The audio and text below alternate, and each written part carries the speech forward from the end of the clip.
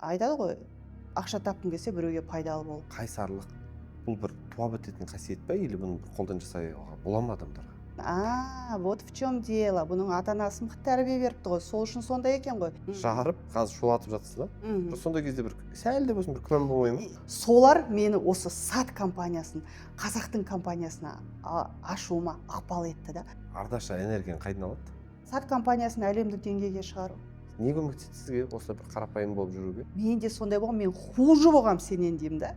Сіз бір топ 3 кеңес беріңізші осы сетевоймен айналысатын адамдарға. Ақша жоқ, кредитті қалай жабам, қарызым қалай жабам, үйім жоқ дегенің ерунда. Ты можешь горы свернуть.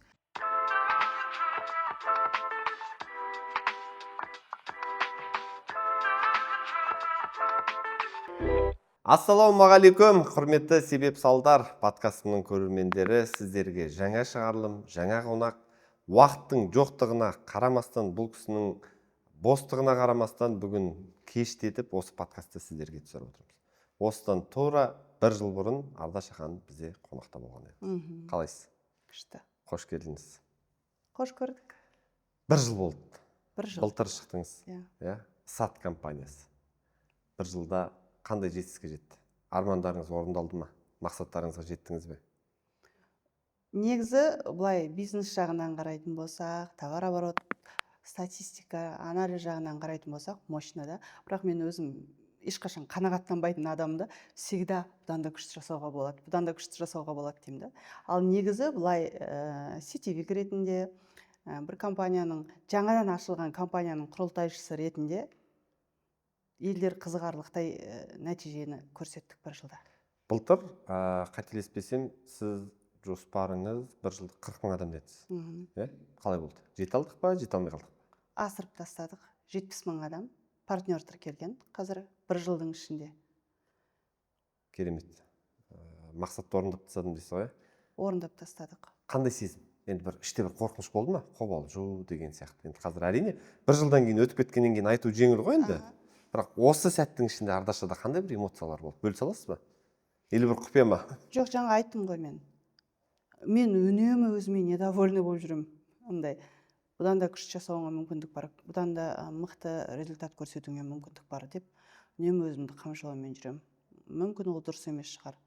Өткенде мен психологқа апарды, Айнұр өмір психологқа бармаймын, сол психолог айтады да. Және сіз де айттыңыз, 95%, бұл әлемдегі 5% адамның жасағанын жасап жүрсіз деп. Былай қарасақ мақтанарлық нәрсе да, бірақ мен білем да, Аллахтың мүмкіндігін білем, шексіз мүмкіндігін ескере отырып, сол шексіз мүмкіндікті әлі дұрыс пайдаланбадым деген өзіме деген жаңағы қанағаттанбаушылық бар. Ал бірақ мақтанышпен айта аламын, марқайып айта аламын. Дәл қазіргі таңда сіздің бір аяқ тартатын сетевой компания бар ма Қазақстанда? Жоқ. Мен үшін қазіргі Қазақстанда дүрілдеп тұрған, тіпті естідім, басқа әлемдік мықты компаниялардың, маркетологтардың аузында жүрген сат компаниясы, саттан басқа ештеңені көріп отқан жоқпын. Сат компаниясы қазір хит бренд компания болып жатыр Қазақстанда. Осы жерде бір сұрақ қойғым келеді сізге. Бірақ шынайы жауап бересіз бе деген үмітім бар. Сіз енді бұған дейін бірнеше компания жұмыс істедіңіз. Кәдімгі номер 1 топ лидері болдыңыз. Бірнеше миллиондаған жалақы алдыңыз ол жақта, бірақ осы тура сіз сияқты компаниялардан кетіп, бірақ қайта тұра алмай қалған адамдар көп. 10 адамның 7-8-і 9-і десек болады. Сізде қазір көріп отырмын 1 жылдан кейін жақсы нәтиже, уверенность. Өзіңізде. Сізге не көмектеседі? Ол адамдарға не жетпей қалды? Қараңыз, мен бұл компанияны өзімнің мүддем үшін, өзім пайдам үшін ашқан жоқпын.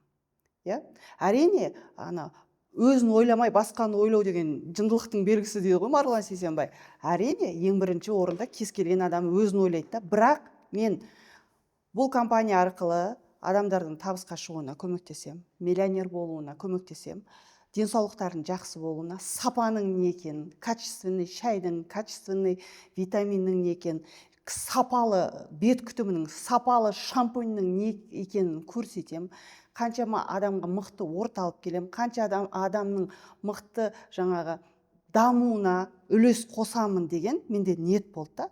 Былай қарасаң игі істер ғой, жақсы істер. И мен спокойно уверена болдым, 100% уверена болдым Аллахтың маған көмектесетініне. Өйткені айтады ғой, ақша тапқың келсе біреуге пайдалы бол. Бұл жерде біз не только халыққа, бір мемлекетке пайдалы болып жатырық. Бір компания ашылды, біздің өзіміздің шикізатымыздың шетелде емес, өзіміздің елде қалуына үлес қостық. Біздің компаниямыз барлығы заңды, әр партнерлар ИП заңды түрде бар, яғни елімізге салық төлеп жатырық, экономикамыздың дамуына тамшыдай болсын үлес қостық. Бұл только бастамасы. Бұл только бастамасы да. Сондықтан мен ойлаймын емес, мен сенімді түрде уверена болдым. Әлде айтам, мен әлемдік деңгейге шығам деп. Осы уақытқа дейін біз шетелге жұмыс жасасақ, енді шетел бізге жұмыс жасайтын кез келді деймін. Сол күнімізге Аллахтың қалауымен, Аллахтың қолдауымен жетемін деген сенімділік. Мына мен көбінесе айтамын, сата алмайтын адамдардың екі типі болады. Бірі самооценкасы өте төмен адамдар, өзіне деген сенімділігі. Екіншісі өте тәкаппар адамдар. Мен сізден ана бір самооценканың завышенный бір түрін көремін да, өзіңізге деген сенімділік, қайсарлық. Бұл бір туа бітетін қасиет па, или бұны бір қолдан жасауға бола ма адамдарға? Болады. Тағы да сол Аллахқа сенім артуы.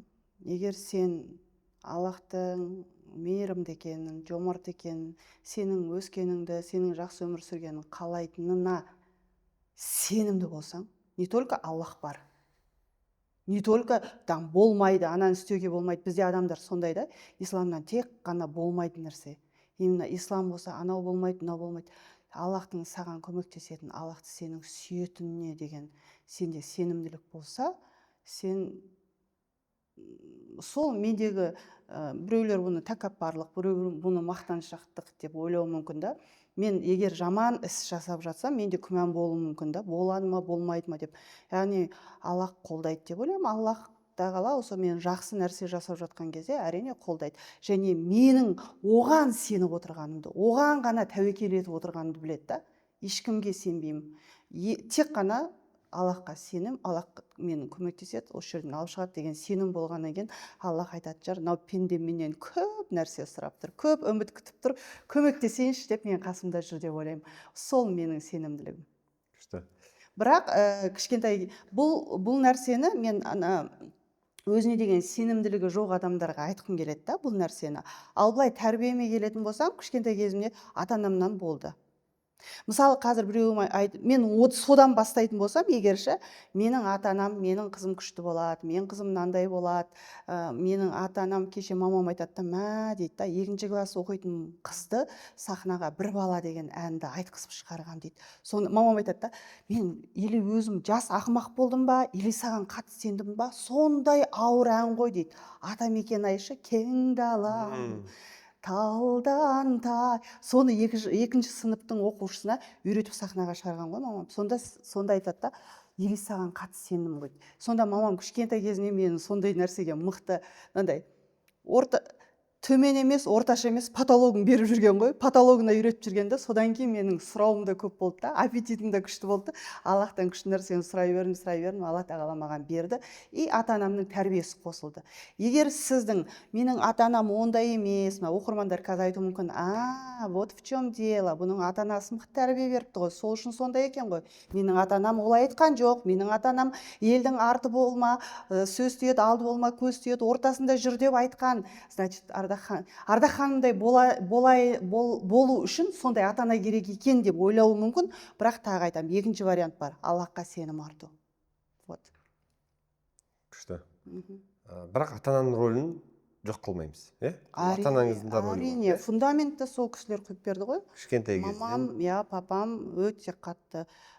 Мамам өте холодный, балаға өте суық болғанымен, жалпы мен өзім ойлаймын да, оказывается, менде өмірде барлық нәрсе не ескерту, не үйрету дейді ғой. Барлық нәрсе ескерту. Мысалы, мен сол кезде может шағымдаған шығармын, мамам маған ұрысқанына, 4 алсам ұрғанына, яғни шағымданған шығармын. Бірақ соның арқасы мен одан не пайда көрдім? Міне қазіргі қайсар мінезді ардақ қалыптасты да. Одан кейін мен тұрмысқа шыққан кезде мен оңтүстікке, Жамбыл облысы Таразға тұрмысқа шықтым. Менің енем болды, 70 жастағы кәрі кісі. Оңтүстіктің заңдығын білесіз ғой, келіндік міндет деген. Сәлем салу, орамал, таңертең 5-те тұру, жаңағы таңертең шай, тем более менің күйеуім 12 баланың 12-шісі, елестете, кейін кенжесі, және сол 12 баланың енді екеуі шетелде болса, қалған 5-6-ауы бала шағасымен қара шаңырақта. Солардың бәрін күтетін да. Сол кезде мен шағымданған шығармын, бірақ қазір соның арқасында мен супер мамамын.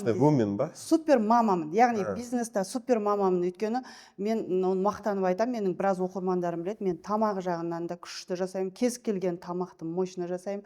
Үйдің тірлігіне, тазалыққа, пысықтық, яғни сол кезде маған сондай енені бергені Алла тағала мені осылай пісіріп шығу. Яғни менде өмірімде обязательно осындай нәрсе болды, бірақ кейін сол кезде может мен мұңайған шығармын, сол кезде мен жылаған шығармын. Қазір ойлап отырсам, сол бәрі полезно болған екен да, маған полезно болған екен да. Сол кейдегі біздің мұңайымыз бізге пайдалы дейсіз ғой? Әрине. Просто сондай мұңайып жылап отқан кезде просто анализ жасашы, мен осыдан қандай сабақ аламын, я? Мысалы, мен бірінші компаниямда да мен өткенде подкаст қойдым ғой, мен офистан қуып шыққан кезде ше. Сол кезде мысалы, сол офистен қуып шыққан кезде мен не дедім? Бұл офиста мен анадан жоғарғы белесті бағындырам да, мен офисқа жаңағы аяғымды теуіп кіретіндей деңгейге жетем. Ең үлкен номер 1 болам. Мынадан асып кетем деген болды да. Сол жерде маған сабақ болғанша, мысалы. Жаңа ол компанияда біраз мынандай қиындықтар болды, біраз кедергілер болды. Солар мені осы сат компаниясын, қазақтың компаниясына ашуыма ықпал етті да. Сіз өміріңізде кез келген қиындықтан по-любому мощный инсайт аласыз да. Айтады ғой, Аллахтың жоспары сіздің жоспарыңыздан мощный. Бір есік жабылса, Алла тағала мына жақтан саған мынандай есік ашып тұр деген сөз екен да. Соны түсіндім. Мүлдем күмәнданбайсыз ба сонда? Осындай кездерде және айтып жатсыз ғой, қазір мысалы мен ойлап отырмын да. Шүкір, мысалы бір жылда күшті нәтиже көрсетіп жатсыз, иә, мен өзім қатты етпей қойын енді. Күмәнданған адамдар көп болған шығар, тіпті, иә, бұл құрылып кету, Қазақстанда сетевой компания деген, ол мысалы біз кез келген компания қарасаң, кемі 20 жылдық тарихы бар. Дұрыс па? Нөлден басталған компания емес қой Қазақстанда. Нарықтағы бар конкуренттердің тіпті 100 жылдық тарихы бар компаниялар бар да. Бірақ соған қарамастан солардың бәрін бұзып, шығарып, қазір шулатып жатсыз да. Сондай кезде бір сәл де болсын бір күмән болмай ма? Мынау бар ғой, компанияға қатысты менде вообще күмән болған жоқ. Өйткені мен ол жерде 25 жылдық компанияның 25 жылда жасамаған рекордын орнаттым. Таразда тұратын қарапайым қазақтың қызы. Артымнан адамдар қаншама команда еріп келді.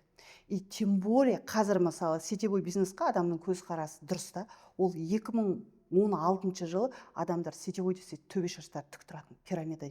Сол жылы бастап кеткем да. И сол жылы тіркеліп 2 жылдан кейін мен рекорд орнатқан кезде менің артымнан команда ерді. И менде мынандай сенімділік болды да. Яғни Аллахтың қалауымен мен десем қазір барлығын істейді. Енді Аллах себепкер қылып отыр ғой. Мен жасадым ғой, қолмен негізі. Бұл енді бір тәкаппарлық емес. Действительно менің әрекетім, менің білімім, командама берген мотивациям, командамның сүйрегені соның арқасында жасалды ғой.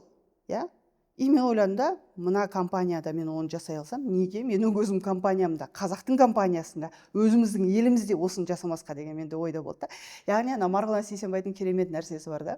Мысалы, ақшаны ағын су ретінде алайық дейді да. Бір адамдар бар. Ақшаға қатысты адамдар екі санатқа бөлінеді. Бір адамдар ол ақшаны ағын су ретінде көреді да. Әсіресе мемлекеттік қызметте бір айлыққа жұмыс жасап жатқандар. Пока ақша келіп жатыр, бар. Егер ана жақты біреу жауып қойса, все. Олар ештеңе істемей қалады. Жұмыстан шығарып жіберсе, қысқартуға еніп кетсе, ақшасыз қалып қалады да. Ал екінші санаттағы адамдар бар дейді. Мынау ағын су ақша болса, соның қайнар көзі өзінің білімінде екен біледі да. Мына жерден біреу жауып тастаса, ол екінші жерден ол бұлақтың көзін ағып алады, ашып алады да. ақша. Яғни сондықтан мен түсіндім да, мысалы көп адамдар әсіресе сетевой бизнесте біреуге байланыстырып қояды да, так, немесе бизнесте жүрген адамда, командаларында бір штатында мықты жаңағы опытный бір сотрудник болады, соған бір құдайындай сеніп қалған. Но сотрудник кетсе бітті, ана компания құлайды. Почему? Потому что ол өзінің біліміне сенбейді да, ананың біліміне сеніп қалған да. Яғни мен ол жерде білдім. Мен мына компаниядан кетсем де, мен кез келген жерден бұлақтың көзін ашып алатынымды білдім да. Потому что бір бай мен ғалым жаңағы кемеге саяхатқа шығайын деген ғой. Бай өзінің бүкіл алтындарын салып алыпты, жаңағы алтындарын, бриллианттарын, байлығын салып алған дейді. Сөйтіп екеуі жаңағы теңіздің ортасына келген кезде дауыл соғып, буря болып, қайықтың быт-шыты шыққан дейді да. Содан екеуі әрең деген кезде, өліп тіріліп жағаға шығып отырған кезде, ана бай жылап отыр дейді да. Сөйтсе анау ғалым да жылап отыр дейді. Сосын бай оған қарап, сен не үшін жылап отырсың депті. Ал сен не үшін жылап отырсың деген ғой. Сөйтсе айтты, мен жыласам дейді да, мен ана жерде бүкіл тапқан, жиған тергенімді жоғалтып алдым дейді. Ал сенің байлығың басыңда ғой депті да, миыңда қалды ғой депті да. Сол сияқты ғой. Яғни сенен байлықты, сенен басқа нәрсені адам алып алуы мүмкін, но бірақ сенің миыңда тұрған білімді, сенің опытыңды, сенің біліміңді ешкім ала алмайды. Сол байлық. Яғни ана жерден нольмен кетсем де, мынауым қалған жоқ қой. Сондықтан сондай менде сенімділік болды да. Ардаша энергияны қайдан алады? Білмеймін. Мен бірақ шынайды айтайыншы, өтіріктен айтпақ қойықшы, мына шынайы эфир болсын. Бәрі мені бір энергичный деп ойлайды да. На самом деле мен жалқаумын. Мен ұйқым қанбаса басым істемейді. Мысалы да, мысалы мен 11-ге дейін ұйықтаймын.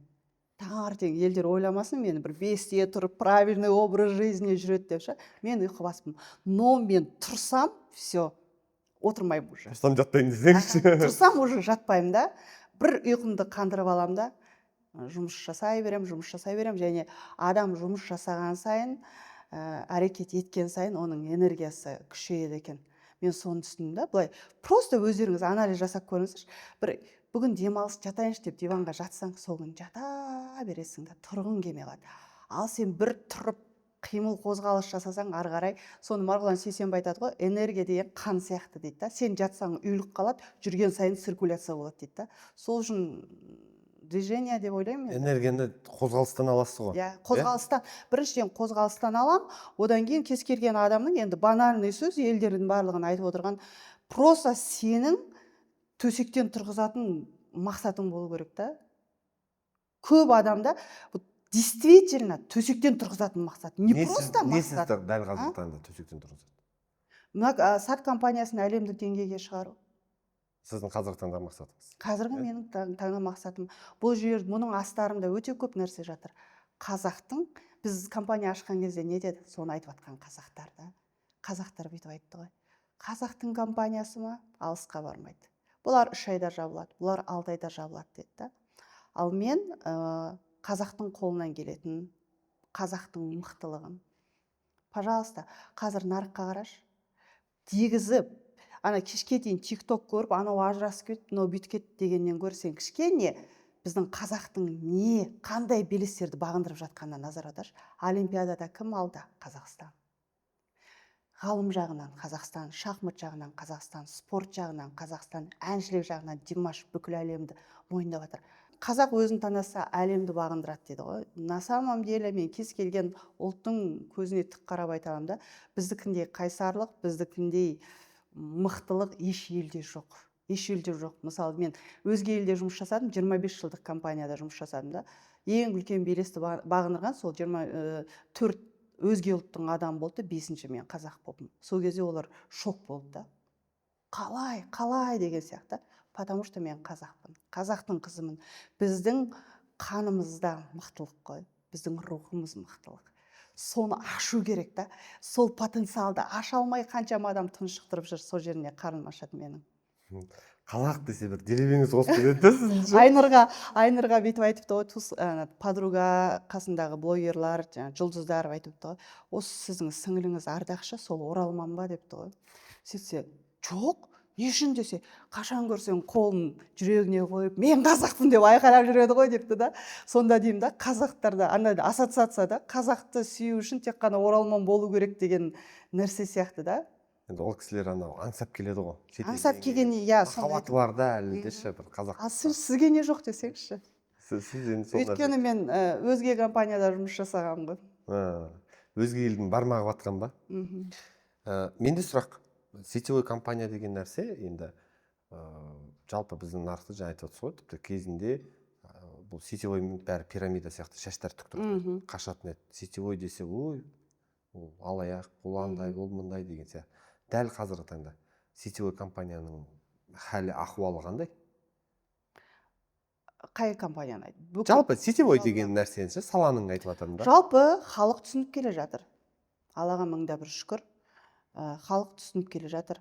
Және бұл компания, жалпы сетевой бизнесті көп адамдар бағаламайды. Недооцененный бизнесті. Әсіресе мынау жоғарыда жүрген жұлдыздар, блогерлар, сетевиктарға басқаша көзқараспен қарайды. Ал негізінде сетевой бизнес дегеніміз бұл қарапайым халыққа, халықтың действительно жалпақ тіл емес, действительно миллионер болуына берілген мықты мүмкіндік қой. Мықты мүмкіндік. Соны халық қазір түсініп келе жатыр деп ойлаймын. Просто ақсап жатқан жері, көп адам бір құмалақ бір қарын майы шіртеді дейді ғой, көп адам дұрыс түсіндірмейді бизнесті. Ақша саласың, адам тіркейсің деген мағынада. Ойбай, компанияға тіркесек ақша салу керек екен, адам тіркеу керек екен, адамды қайдан аламын деген сияқты пирамидамен шатастырып жатады да. Ал негізі ұғып алсаң, негізін түсініп алсаң, мощный бизнес, өте мықты бизнес. Оны халық түсінеді деп ойлаймын. Мен ойлаймын, болашақта сетевой бизнесқа өте көп сұраныс болады. Өте көп сұраныс болады, потому что уже халық түсінеді. Ешқандай салым салмай, біреудің жасап берген дайын бизнесін пайдаланып, миллион табу мықты нәрсе екен. Ешқандай тәуекелге бел болмай ақша табу мүмкіндігі бар екен, халық түсінеді. Менің 70 мың менеджерім, партнеріміз уже түсініп келе жатыр. Ертең ол 140 мың болады, одан кейін 500 мың болады, 1 миллион болады. Сөйтіп, көпке топырақ шашпаймын, бірақ ақсайтын жерлері өте көп та. Дұрыс системалар дұрыс емес, пирамиданың системасымен жұмыс жасап жатқан дүние. Басқа сетевой компаниялар туралы жауап бермеймін. Ал негізі, былай қарасаңыз, мынау Avon деген компания бар. Нарықта жұмыс жасап жатқанына 140 жыл. Елестетіңізші, 140 жыл және 8 миллиард товар оборот жасайды. Американский компания. 8 миллиард товар оборотын, 8 миллиард доллар товар обороттан қанша салық төлеп жатыр. Экономиканың дамуына қанша үлес қосып жатыр деймін да. Бұл компанияда тек қана сен ақша таппайсың. Біздің төлеп жатқан салығымыздан үкімет біреулерге айлық беріп жатыр, біреулерге үй алып беріп жатыр да. Халыққа пайдалы болып жатыр. Соны түсінеді деп ойлаймын. Жалпы көптеген шетелдерде бұл мемлекеттік деңгейде мамандық болып есептелген екен. Менің арманым сол. Сол кезде жаңағы сүзгіден өтеді да, бәрін тексеріп, қайсысы заңсыз, қайсысы заңды. Өйткені қазіргі таңда өте көп компаниялар кіріп жатыр, сетевой компаниялар, және мысалы өнімдерінің тіпті құжаттары жоқ. Қара рынокпен кірген, әр өнімде, мысалы ол Кореяның өнімі, сен Кореяның құжатымен бізге алып келмейсің. Сен оны елге алып келген кезде, ол біздің мемлекеттік тіркеуден өту керек. Яғни, оны біздің мемлекет тексеру керек, біздің халыққа қаншалықты. Мысалы, D3 деген дәрумен бар, күннен алатын дәрумен. Ол дәруменні, мысалы, өмір қыс болмайтын жерлерге, мысалы, аз дозировкада. Олар итакта күннің астында. Күн көп итак. Мысалы, бізге, мысалы, бір белгілі бір дозировка. Соны мемлекеттің тіркеуден өткізген кезде тексереді да. Яғни, бұл біздің Қазақстан Республикасының заңына сәйкес екен деп. Оны тексерудің белгісі біріншіден сертификат болады, СГР деген, свидетельство о государственной регистрации. Немесе сіз ол свидетельство, қолыңызда сертификат болмаса да, хотя бы ана өнімнің сыртында қазақша және орысша аннотация болу керек. Соның өзі, өйткені СГР-дің талабы қазақша, орысша аннотация. Қазір енді атын атап түсіністемей ақ қояйын, бір компаниялар шығып жатыр, продукцияларын қырып сатып жатыр да, бірақ сырты қытайша, сырты ағылшынша. Демек, оның СГР құжаты жоқ деген сөз. Сол витаминді алады да, кішкентай баласына береді. Сол витаминді алып, қаншама халыққа беріп жатыр да. Сондықтан жаңа бұл жағы да заңды болса екен деймін да. Заң жағынан сауатты компаниялар ашылса, неге қуанбасқа? Өйткені ол жерде ертең ол басқа компания болсын, сол компаниядан жаңа қауіпсіз витамин бір бала ішеді, уланып қалғаннан кейін ол айтады, сетевойдан алдым. Сол бір құмалақ бүкіл сетевой компанияларды кесірі тиеді. Яғни мен мынаяқтан шығам, бір витаминді сатып, СГР бар, құжаты бар, таза шөптен жасалған деймін. И сол кезде ол айтады, әй, сетевой ма, алмаңдар, мен балам ана витаминді алып уланып қалған дейді да. Сол бізге тиеді да, соның кесірі. Бүткіл бір қармайды шіртеді дейсіз. Иә, бір қармайды шіртеді. Сол халықтың негізі көзқарасының сетевой бизнесқа деген дұрыс болмауы содан ғой. Неше түрлі пирамида сынды, жаңағы ақша құйғызып, кредит алғызып, сөйтіп жасап жатқан компаниялар бар да. Сол бізге де тиіп кетіп жатады да. Осындай үлкен компанияны басқарып, көп ақша тауып жүрсе, айтады, көп адам көп ақша тапқан кезде қуа бастайды дейді. Грубо айтқан кезде ше. Бұл сізді осы қуып кетпеуге не көмектеседі? Әлі көп ақша тапқан жоқ десе, иә. Может, қуатын шығар. Айына 50 миллион тапты дегенді естігенбіз. Иә? Тауып көрдік қой, 50 миллион. Тұрақты. Бірақ ана бір бойыңыздан бір қарапайымдылық көремін да. Не көмектеседі сізге осылай бір қарапайым болып жүруге? Бай үйіне ескі кедей болған кезде шапанын іліп қойған төріне сол бір аңыз бар ғой. Не үшін бұны іліп қойғаныңыз десе, мен есіме түсіріп отыру керек та, мен қайдан кім болып шыққаным. Яғни біріншіден мен өзімде сондай қарапайым болғам, қарапайым отбасыдан шыққанмын. Менде жоқшылықты көргем, менде қарыз кредит деген менің де басымнан өткен, үйсіз жүру, біреудің жалдамалы пәтерінде тұру менің де басымнан өткендіктен, менің целевая аудитория дейді ғой, қазіргі тілмен айтқан кезде, менің аудиториям сол халық, қарапайым халық. Мен мысалы ана даңдайсып кеткен, былай қарасаңыздар, менің құрбыларымның арасында бір блогер, бір жұлдыз жоқ. Жоқ дейсіз бе? Жақын құрбыларымның арасында бір блогер, бір жұлдыз жоқ. Барлығы кредит төлеп жүрген, сондай қарапайым халық. Менің командама да келетін адамдар қарапайым халық. Иә? Сондықтан білмеймін, мен солар көмектесе ме? Сіз сол қарапайымдылықты сақтау. Мен бір күшті нәрсе естіп жатырмын да, сіздің ойыңыздан. Мысалға, менің де осы бір әлеуметтік желіде бір танылып, подписчик ақша пайда болған кезде мен өзім жақын достарым бар, 3-4. Мен оларға барсам, олар айтады, сразу тәйір өзінше өмірш. Андай өмірш, тәубаңа түсіріп қояды да, және дегенде ше, тартып отырады да, былай айтқанда күзенімді ше. И ол көп жағдайда маған бір өзімді айнадан көруге күшті көмектеседі ана достар. Өйткені олар мен бизнес-маски біледі ғой. Бала күні ана жалаңаш кезімізден біледі да, былай айтқан кезде ше. Сол сияқты сізге де сол нәрсе көмектесе ме? Жоқ, мен подругаларым наоборот, Арташа, сен кереметсің деп отырады. Мен подругаларым өйтіп айтпайды екен, даңдайсып кетпе деп. Мамам ғана айтады, кейбір кезде звондамай сөйтіп қалсам, ақшадан өлс, ол мамаңды ұмытып деген сияқты сондай болады да. Так білмеймін, мен даңдайсып кету деген жалпы деймін да, кез келген жұлдыз болсын, блогер болсын, оның миллионник блогер болу, оның танымал жұлдыз болу, оның танымал әнші болу қарапайым халықтың арқасында ғой. Сондықтан мен соны білем, бізді өсіретінде қарапайым халық. Сондықтан өзімде үнемі есіме салып отырамын, Ардақ, сен қайдан шыққаныңды ұмытпа.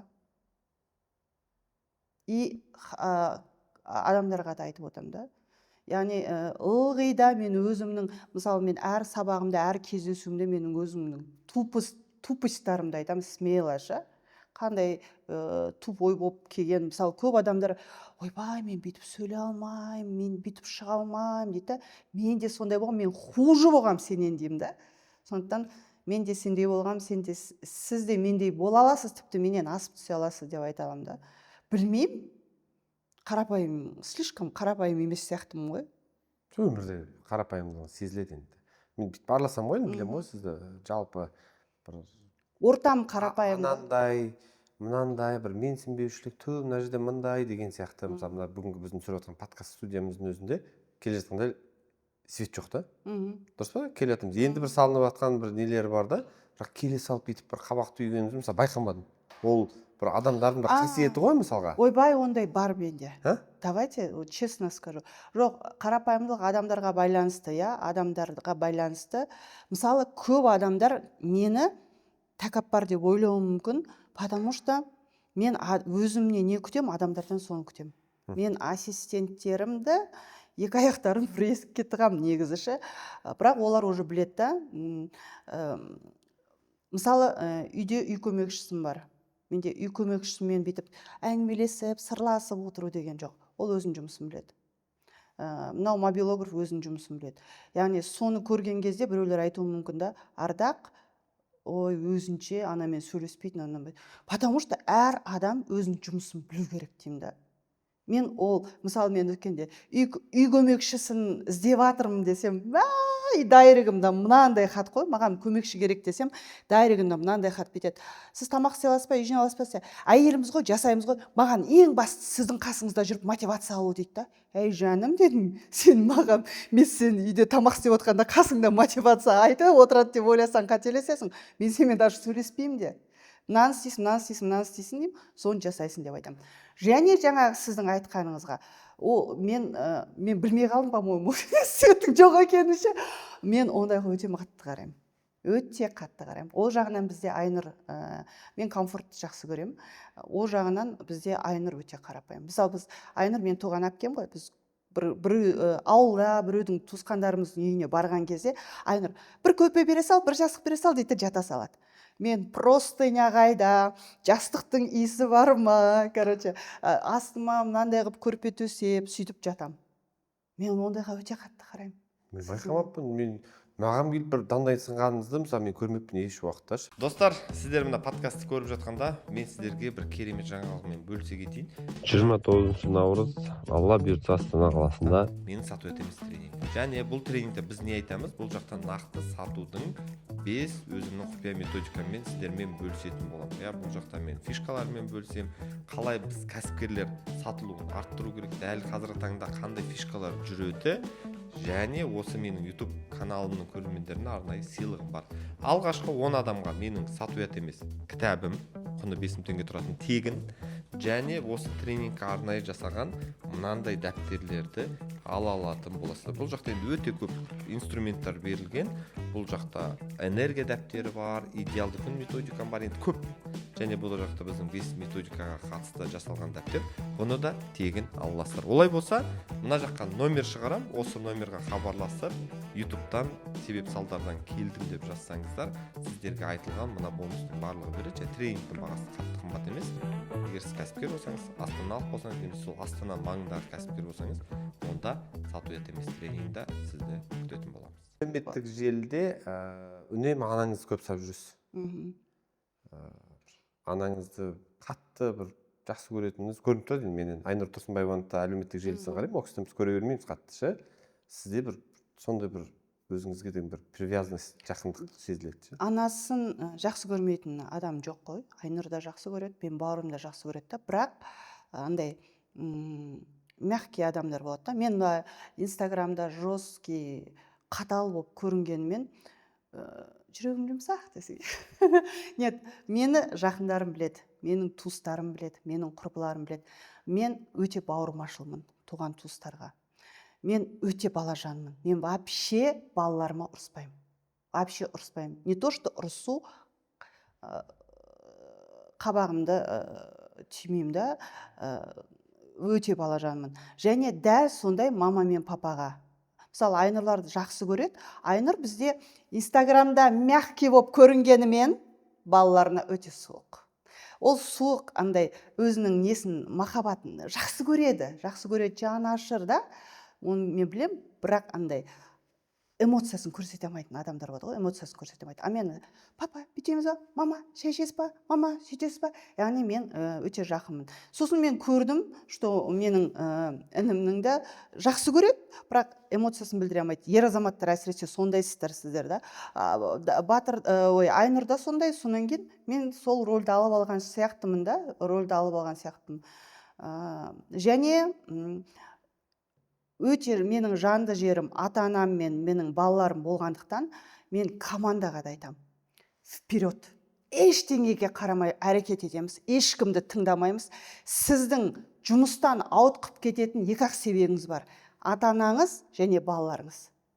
Егер ол маған айтады: неге сен ананы істемедің десе, ой, кеше қонақ келіп қалды, күйеуім бір бәле, ұрысып қалдым, бата десем, оған ұрысып берем. Ал егер балам ауырып қалды, немесе анам бірдеңе болып қалды десе, сразу аузым жабамын. Потому что ең жанды жерім менің. Ең жанды жерім, сондықтан сол жағына ғана өте мягкемін.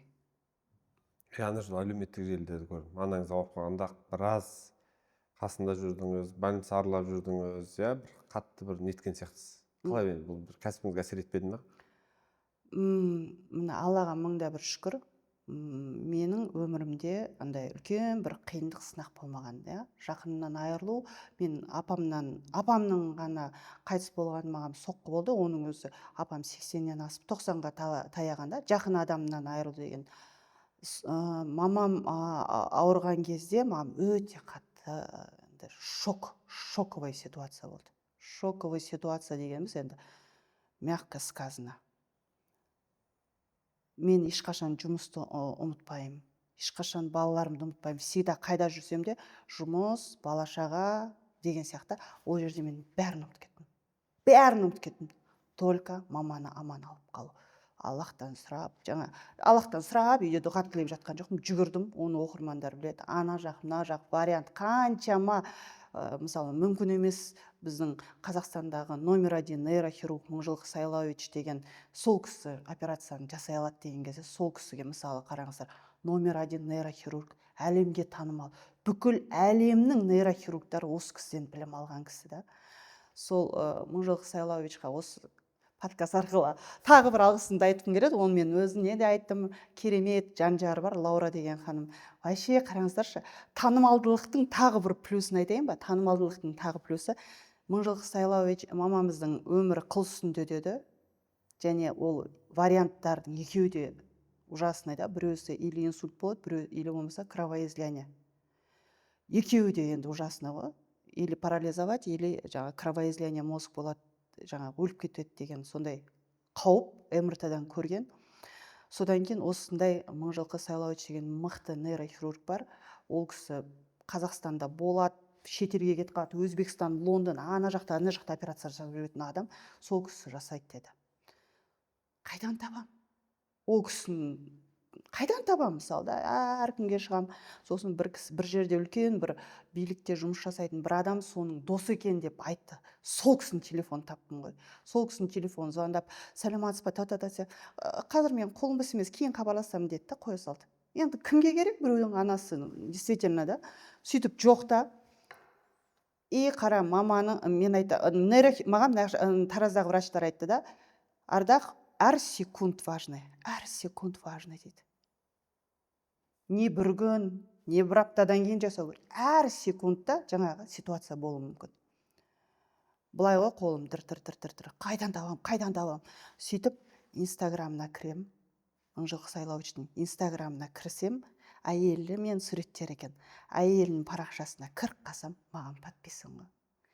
Түнгі сағат 11-де Лаура, сәлеметсіз ба деп жазған кезде, сәлеметсіз ба, Ардаша деп жазды. Сразу ответ.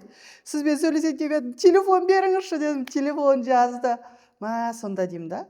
Аллаға шүкір, мен Инстаграмды бекер жүргізбеген екенмін ғой деймін да. Соның да пайдасы да, бұл менің анама пайда болып тұр ғой.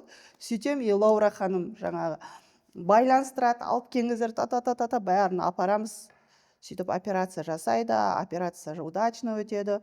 Енді реанимацияда жатады. Сондай енді өте қатты сынақ болды, және ол сынақ, мен жаңа айттым ғой, өмірдегі әр сынақ не ескерту, не үйрету. Ол жазалау емес, ни в коем случае жазалау емес та, мені нені үйретті. Басқа бір адам менің орнымда бүйтіп айтушы еді, бұл өмірде денсаулықтан басқа қадір жоқ екен ғой деген сияқты да. Сондай инсайт алушы еді да. Ең бастысы денсаулық екен ғой бұл өмір деген инсайт алушы еді. Ал мен қандай инсайт алдым? Ең бастысы ата анаң аман ба? Бала шағаң қасыңда ма? Не ной дедім ғой. Оказывается, әке шешең аман болса, бала шағаң қасыңда болса, сенің анау ақша жоқ, кредитті қалай жабам, қарызым қалай жабам, үйім жоқ дегенің ерунда. Ты можешь горы свернуть. Мен ана жерден мынандай күшпен шықтым ғой. Оказывается, сен басқа нәрсеге шағымданатындай сенде ештеңе жоқ деген сөз да. Яғни жеткізе алдым ба білмеймін. Яғни менде сондай инсайт болды да. Все, тұр, қол аяғың бар ма? Аман есен тұрсың ба? Че ты ноешь? Какой-то мотивация керек, какой-то тұр орныңнан. Мамамды аяққа тұрғызам да Алматыға келем, анонс Алматыда кездесу. Мысалы менің орнымда бір адам денсаулықтан басқа ешқандай керек емес екен. Ең бастысы жаңағы внимание жасау керек екен, маманың қасында болу керек екен деп бүйтіп кетуі мүмкін еді. Келесі алдында кездесу ұйымдастырдым. Мощный кездесу болды. Команданың барлығына прям осыны жеткіздім. Че ты ноешь дедім да. Не жылап отырсың? Ей, қарыз, кредит, ақша жоқ деген. Тап тұр. Басқа нәрсені, әке шешең аман болса, бала шағаң аман болса, басқа нәрсені қопарып тастауға болады екен деген мощный энергиямен шықтым. Инсайт алдым дейсіз ғой. Мощный инсайт алдым, иә. Басқа ештеңе нәрсе, иә. Анаң аман болса болды. Сосын мамам айтады, неге сонша жанталастың дедім де. Мен айтамын да, мама, бірінші өзім үшін дедім. Потому что сіз болмасаңыз мен ары қарай жұмыс жасай алмай қалам дедім да. Жұмыс жасай алмай қалатын шығармын деп ойладым ше, потому что мен сынып кетем деп ойладым да. Поэтому мен сынып кетсем, бизнес не болады, анау не болады, я должна маманың аман қалуына жұмыс жасауым керекпін деп барлық мүмкіндікті жасадым. Енді барлығы Алланың қолында, бірақ маған айтқандай 99% әрекетті жаса, содан кейін Аллахқа тапсыр деді. 99% әрекетімді жасадым. Аллах тағала шүкір. Үйге барғанда қалай демаласыз? Көп адамдар, мысалы сіз сияқты бизнес-ледилар, жалпы кәсіппен айналысқан адамдардың проблемасы үйіне барғанда демала алмайды. Сіз қалай демаласыз? Үйге барған кезде, қараңыз, мынандай күнделікті жасаған әрекеттерім бар. Егер мен бүгін бір пайдалы іс жасамасам, ол бизнес жағынан болсын, ол контент жағынан болсын да, бүгін дым істемесем, мен өзімді жазалаймын. Яғни ол күні мен қазір егер бүгін күнім босқа отса, сол күн мен обучение, сабақ, үйге барып бірдеңе көрем. Конспектлеймін, сөйтем да. Ал бүгін жазалау, білім аласыз ба сонда? Иә, білім алу да. Ардақ, сен неге мәз болып. Яғни менде адаммын, сериал көргім келеді, менде Инстаграм шұқылағым келеді да. Яғни мен оны позволяю, когда мен плодотворно жұмыс жасаймын ғой. Өзіме жаңа кәмпит беру. Марғұлан Сейсенбай айтады, балмұздақ беріп отыр әр жасаған нәрсенің ішінде, өзіңе сыйлық жасап отыр деп. Яғни бүгін мысалы мен ойбай сағат қанша? 11:30 болды. 11:30 болды. Білмеймін, сериал көре алмайтын шығармын, Инстаграм көре алмайтын шығармын. Балаларым бәрі ұйықтап жатыр. Немесе домбыра тартамын. Мен сурет жақсы саламын. Сурет салған кезде бәрін ұмытамын. Және домбыра тартып, өлең айтамын. Өзіңіз тартасыз ба? Иә, өзім домбыра шертемін. Және андай ойлап қалмаңыздар, бұл мықты профессионал екен деп. Күшті тартам деп айтам. Бірақ ана біледі, күшті тартпайтынымда. Өлең айтам, кішкентай кезімнен бастап өлең айтқам, домбырада тартқам, мектепте айтысқанмын да. В общем, төбелескенімде барлығы бастан өткен ғой. 8 қырлы бір сырлымын дейсіз ғой. Бұл өзіңізді дамыту ма? Дамыту шығар, енді ол кезде дамыту деген сөз білмеймін ғой. Просто энергиям, тасып жатқан энергиям бір жаққа жұмсау керек болды. Ана спортқа бардым, биге бардым, домбыраға бардым, домбырадан сөйтіп қазір ойласам, сол өзімнің тасып жатқан кішкентай кезіндегі энергиямды соған жұмсаған екенмін ғой деп қоямын да. 8 қырлы бір сырлымын дейсіз ғой. Бұл өзіңізді дамыту ма? Дамыту шығар, енді ол кезде дамыту деген сөз білмеймін ғой. Просто энергиям, тасып жатқан энергиям бір жаққа жұмсау керек болды. Ана спортқа бардым, биге бардым, домбыраға бардым, домбырадан сөйтіп қазір ойласам, сол өзімнің тасып жатқан кішкентай кезіндегі энергиямды соған жұмсап тастаған, жұмсаған екенмін ғой деп қоямын да. Ал енді тура осы сіз сияқты энергиясы жоқ адамдар не істеу керек? Жұмсап тастайтын энергия жоқ базадай. Мысалы, қандай кеңес берер едіңіз? Қараңыз, денсаулығыңды жөнінде бірінші деуші едім, да? Яғни адамда ең бірінші действительно тәннің саулығы ғой. Ол үшін жаңағы витаминдер ішу керек. Көк шай, БАДылар ішу керек. Мысалы, бізде адамдардың көзқарасы дұрыс емес. Япония әлем бойынша ең ұзақ өмір сүретін халық. БАД ішу мемлекеттік деңгейде тіркелген. Представляете? Мемлекеттік деңгейде хлорелла ішеді. Сол хлорелланы біз шығарып жатырмыз. Біздікілер не дейді? Ойбай, мынаны ішсек рак болып қалмаймыз ба дейді. Бірақ коланы күнде қылқылдатып ішіп отыр да, чипсиді күнде жеп отыр да. Яғни қанша жерден мен айтуым мүмкін да, ана басқа коучтар сияқты типа сенің мотивацияң, мықты арманың, мақсатың болу керек, энергияң күшейеді деп. Мен айтамын да, сенің денсаулығың дұрыс болмаса, қанша жерден саған мотивация бер, саған шабыт бер, саған арманың болсын, қанша жерден мықты мақсатың болса да, сенде денсаулығың болмай жатса, сен жатасың по-любому да. Ең бірінші тәннің саулығы. Денсаулығыңды қолға ал. Мен үнемі фиточайлар ішіп жүремін, өзіміздің компаниямыздың өмір витамин ішіп жүремін. Ол оны талап етеді қазіргі заман. Қазіргі біздің жеп жатқан тамағымыз таза емес, ащы болса да шындық. Сіз адамның ағзасы сол тамақтан витамин алу керек қой негізі, бұрын табиғат сондай да. Но қазір қай тамақтан витамин аласыңыз? Алманың өзі таза емес. Ауан таза болу керек жұтатын. Біз салыстырады да, біздің аталарымыз кезінде ешқандай дәрі ішпеген дейді. Біздің аталарымыз таза ауада жұтқан, олар таза қымыз ішкен, таза айран ішкен, таза ет жеген. Бізде қазір еттің өзі дәріленген да. Сондықтан ең бірінші денсаулығыңды дұрысқа келтір, қалыпқа келтір деймін да. Содан кейін екінші, бұл әрине жаңағы айтып отырған ішкі мотивация. Адамның өзінің ішкі мотивациясы болу керек. Менің беріп жатқан, сіздің беріп жатқан, Айнұр Тұрсынбаеваның беріп жатқан мотивацияның барлығы сыртқы мотивация да. 2 күндік, 3 күндік дейді ғой, жел шығып кететін. Адамның өзінің ішкі мотивациясы болу керек. Ол қандай мотивация? Яғни, ол болмаса болмайды. Вариант жоқ деген мотивация болу керек қой. Вариант жоқ. Яғни, мен сетевой бизнесті не үшін таңдап бұл жерге Білексівана кірістім, потому что менде басқа вариант болған жоқ. Мен хотела миллион табуды, миллионер болуды, но менде басқа вариант болған жоқ та. Сондай вариант жоқ деген нәрсе болу керек. Мен 3 бөлмелі пәтер алам. Вариант жоқ. 1 бөлмелі емес, 2 бөлмелі емес, 3 пәтер алам деген сияқты. Яғни мен командама келген адамдармен сөйлескен кезде ең бірінші ішкі мотивацияны тауып аламын да. Мысалы, оны бүйтіп жасаймын да. Мысалы, сіздің арманыңыз не деймін? Өз үйімді алу дейді. Не үшін десем, мен қазір жалдамалы пәтерде тұрамын. Жалдамалы пәтерде қалай сыймай жатсыз ба? Бәленбай, ұлым үйленді, келінім, барлығымыз 2 бөлмеліде топырлап жүрміз деймін. Окей, осы компанияға келесіз, сіз білесіз, бұл компанияда түрлі кедергілер болады. Бизнеста кедергі болуы міндетті түрде. Ол онсыз болмайды. Отказ аласыз, сізге сенбейді, сізге күледі, сіздің сағыңыз сынады. И сол кезде үй алмай қаласыз. Үй ала алмайтындай, все, у вас не получается, ақша таппай жатсыз. Сол кезде не істейсіз? И онда ладно, сол 1 бөлмелі пәтерімде тұра беремін дейді ғой. Значит, оның ішкі мотивациясы емес. Жоғарда ханым, мен бұл бөлмелі пәтерде тұрғым келмейді, мен қайтсем де, отказ болса да, маған күлсе де, сенбесе де, мен 2 бөлмелі пәтерді алуым керекпін, 3 бөлмелі пәтерді алуым керекпін, менде басқа вариант жоқ дейді ма? Вот это ее ішкі мотивациясы. Әйтпесе елдің бәрі айтып келеді, бай болғым келеді, миллионер болғым келеді, орта тапқым келеді дейді да. Бұл сыртқы біреулерден естіп алған мотивациясы да. Сол ішкі мотивациясын, яғни сіз өзіңіз менде вариант жоқ деген ішкі мотивацияңызды анықтап алыңызшы.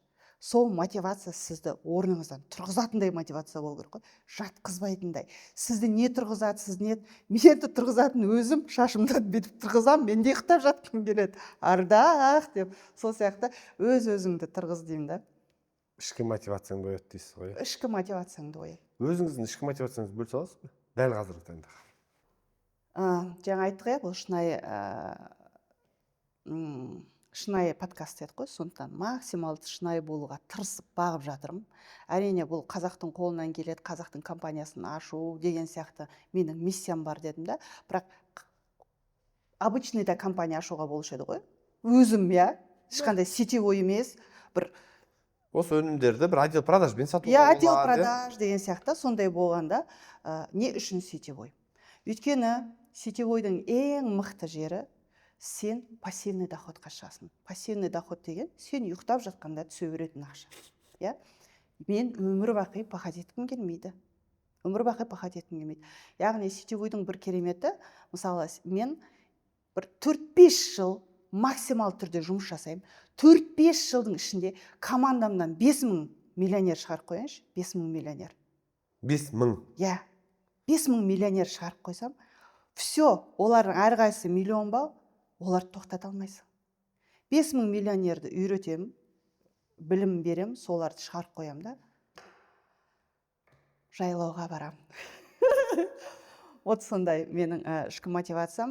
Бүйтіп машинамен кетіп баратам ғой, түлкі бас, тауларды көремін де, ана жақта үй соғып ап, сол жерде атқа мініп, қымыз ішіп, домбыра тартып жүрсем ғой деймін да. Яғни менің ішкі мотивациям осы шығар. Яғни командамды өсіру, үлкен табысқа шығу, 5000-ға жуық миллионерлерді шығару, компанияны үлкен әлемдік деңгейге шығарып, жаңағы жайлауда жүру. Дәл қазір осы сат компаниясынан екінші Ардаша шығу мүмкін бе? Әрине. Алдығы шығып келе жатыр, не то что. Бар ма қазіргі таңда уже шығып келе жатыр? Шығып келе жатыр. Уже өзіңіз сияқты. Менен де асып түседі ма деп ойлаймын. Ұстаздан шәкірт озады болып жатыр. Кейбір кезде өзім таңғаламын ол кісілердің жаңағы жасап жатқан жұмыстарына. Ол кісілер қандай дәрежеге жетті? 6 платинум жаңағы. Жоқ, платинум деп қоям, жоқ, сильверді ранг бар. Бір 15-ке жуық қызды айта аламын да. 15-ке жуық қызды айта аламын, миллионнан жоғары, бір жылдың ішінде уже миллионнан жоғары табысқа шығып жатқанда. Қасқыр. Реально қасқыр. Аны бір үй алып, жататын ғой сетевойда, машина алып. Нет. Менің тағы бір уверенностім сол ғой. Жаңағы, почему мен компанияға әлемдік деңгейге жететініне сенімдім. Ең бірінші, бұл жаңа айттым, Аллах қолдап жатыр. Біз өте пайдалы нәрсе жасап жатырмыз. Өзіміздің қалтамызды емес, халықтың қалтасын, еліміздің шетке келіп жатқан шикізаттың өз елімізде қалуына үлес қосып жатырмыз ғой. Былай қарасаңыз үлкен жұмыс, Екіншіден, бұл компанияға Аллаға мыңда бір шүкір бар ғой. Шақырмасақ та келіп жатыр ғой. Әсіресе батыс өңірі. Атырау, Ақтау, Маңғыстау еліндегі 80-ге келген, 70-ке жасқа келген апаларымыз шәндерім таяқтарын қолдарын алып ап, осы қазақтың компаниясы ашылыпты ғой, қазақтың сұңғыласын шығарып жатыр екен ғой, қолдайық деп пенсияларымен келіп жаңағы товар алып жұмыс жасап жатыр да. Яғни осындай мықты қолдаушыларымыз бар, осындай біздің осындай апалардай біздің крышаларымыз бар, мощный. Аллах тағала бар біздің қолдайтын осындай мықты жаңағы қазақ деп жүрегі соғатын отандық өнім, елім, жерім деген жай ғана сөзбен емес іспен жасап жатқан команда бар, партнерлар бар. Одан кейін үшінші қасқырларым бар. Ана командам енді өзімнің шәкірттерім десем де болады да. Жаңағы сіз айтқан отказға, біреу сенбеуге сынбайды, сондай мықтыларым бар. Осындай мықтылар тұрған кезде біз алысқа барамыз. Бір жылда қандай дәрежеге жетті қазір командаларыңыз? Қандай бір бонустар алды? Бір жылда 6 автобонус. Яғни сіздерге бұл бір нормальный нәрсе болып көру мүмкін, сетевойдан тыс адамдарға да, бірақ сетевиктер біледі. Бір жыл ғана ашылған компанияда бірден 6 автобонус дегеніміз, это вообще жоқ нәрсе да. Тіпті бізге бүйтіп айтып жатыр екен басқа бір компания ұзын бұлақтардан келіп жатыр да. Олар өтірік беріп жатыр оларға, чтобы пиарить ету үшін деп та. Мына Аллах куә, реально сол рангтарды жауып, реально сол белестерді бағындырды бір жылдың ішінде. Бұл сетевиктар, көрдің ғой, сетевиктар, яғни сенбей жатқаннан кейін сондай нәрсені құрастырып жатыр. 2 айда бір машина алып жатыр ма қазір сонда? Автобонус деген дұрыс қой? 2 айда бір адам сонда машина алып жатыр ғой енді. Жоқ, 12 айда 6 қараңыз, былай ғой, автобонус алудың шарты платинум деген деңгей ранг болады. Сол платинум деген рангты жабады, 6 ай қорғайды, айлығын алып жатыр. Айлығын, мысалы, платинумның айлығы 2 миллионнан жоғары. бірінші ай платинум жапты, 2 миллион алды. Екінші ай платинум жақта 2 миллион алды. Үшінші ай, төртінші ай. 6 ай қорғады. 6 айдан кейін біз компания молодец, 6 ай тұрақты ұстап тұр екен деп, біз оған машина береміз. Кілтін береміз. Сол кезде ғана. Енді қараңыз. Мен қазір 1 жыл деп жатырмын ғой. Біздің компания ашылды ғой. Февральдың 1-інде ашылған кезде 3 платинум жабылды ғой. Компания ашылды міне, ресми ашылды. 3 платинум жабылды. И 6 айдан кейін автобонус бердік. Мен енді өзім сетевик ретінде, өзімнің күшіме, өзімнің біліміме сеніп, мен ойладым, 1 жылдан кейін автобонустар бере бастаймыз деп. Яғни асыра жасап тастадық та. Еще ана маркетинг планды біз үлгермедік қой. Жаңа біздің маркетологтармен сайтты жасауға үлгермедік та, потому что бәрі жаңағы жұмыс, барлығы ақша, мысалы ақша түсудің системасы, адам тіркеудің системасы, выплата системасы, соның барлық системасын жасап атқанда әрқайсысы бір ұзақ жасалды да, енді 2 жылдай жасады оны бізді Европадағы маркетологтар жасады біздің сайтымызды. И сол кезде ашу керек деп атқан кезде бүйтіп айтқанымызша, мынау платинум директорды пока ашпақ қойыңдаршы, ол жабылмайды пока дедім да. Мынаны ашып, осы стар деген ранг бар, осы старға дейін ашып тастайық, мынаны потом жұмыс барысында разработка жасайсыздар деген ғой. Сөйтіп, 1-ші ай уже платинум жабылып жатыр, қарадым, сайт өзім қарап отырмын ғой, даунлайннан қарап отырмын. Анау кетіп баратыр, стар жапты, бронза жапты, сильвер. Уже келесі сильвердан кейін голд, одан кейін платинум. Разработчиктарға открывайте, разрабатывайте платинум, у нас закрывается. Мен ойлаған 1 жылдан кейін жабылады депші. Вот Аллаға мыңда бір шүкір енді. Действительно, сетевиктер түсінеді оны. Сіз түсініп отырсыз ба? Жоқ. Түсінбедіңіз ба? Жоқ, түсіндім. Жаңағы дәрежелер ғой енді. Бронза, жоқ, именно алтын, мен сізге ана платинум. мүмкіндікті айтып отырмын, мен өзімнің күшіме сенген күннің өзінде 1 жылдан кейін ананың разработкасын жасайсыздар. Пока на срочный, ана 100 мыңдық, 50 мыңдық, 200 мыңдық айлықтарды ашып қойыңыздар дедім да.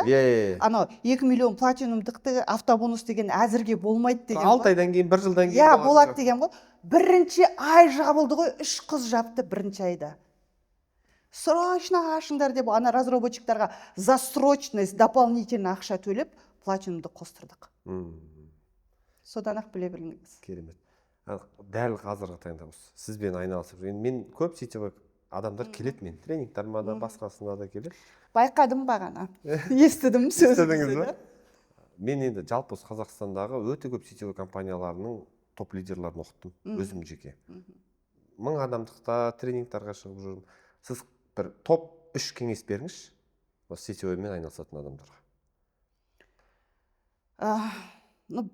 Лидер ретінде емес, бір бұрынғы ардаша ретінде қазір соларға бір шабыт сыйлау үшін немен айналысу керек, олар немен айналыспау керек? Сетевой бизнес, именно сетевиктарға. Именно сетевиктарға. Ең бірінші нем бұл бизнесқа жұмыс ретінде қарау. Біздегі инвестиция ақша емес, біздің инвестициямыз уақыт. Яғни сен қаншалықты көп уақыт арнайсың, соншалықты ақша көп келеді. Бірінші, кәдімгі менің өзімнің өмірде осы бизнестағы ұстанған фишкам. Екінші, сіз отказ деген сөзді как бизнестің процесс ретінде. Бухгалтерия, мысалы, отчет тапсырады, ол жұмыс процесс, ол отчет тапсырады болса, сіз отказ алуды процесс ретінде алуыңыз керексіз да. Яғни мен білем, что отказ алып жатырмын, значит, я в процессе деген сөз да. Үшіншісі, әр сетевик должен понимать, мынандай бар, жаңа қарапайымдылыққа келеді да. Каждый лидер должен себя вести как новичок, а каждый новичок должен себя вести как лидер. Яғни өзіңді үнемі новичок ретінде жұмыс жаса. Сен қалай қысып келдің басында, я? Көп лидерлар бар, мысалы, уже все, мен лидермін дейді, ана жаңадан тіркелген, дым білмей жатқан адамдарға уже уақыт бөлмейді, назар аудармай сөйтіп жатады да. Ал сен новичок кезінде солардың әрқайсымен жұмыс жасадың ғой, соны есіңе алып отыр деймін да. Яғни менде жаңа кішкене срыв, минус болып баратқан кезде мен сразу айтам да, Ардақ, сен бастаған кезде қалай бастап едің? Не істеп едің? Обзвон, бүйту керек, сөйту керек деген сияқты. 3 кеңес. Алтын қағида. Ал 3 нәрсе жасамау керек. Жасамау керек. керісінше нені істемеу керек деп кеңес беретін едіңіз? Ең бірінші жасамау керек, адам таңдамаңыздар.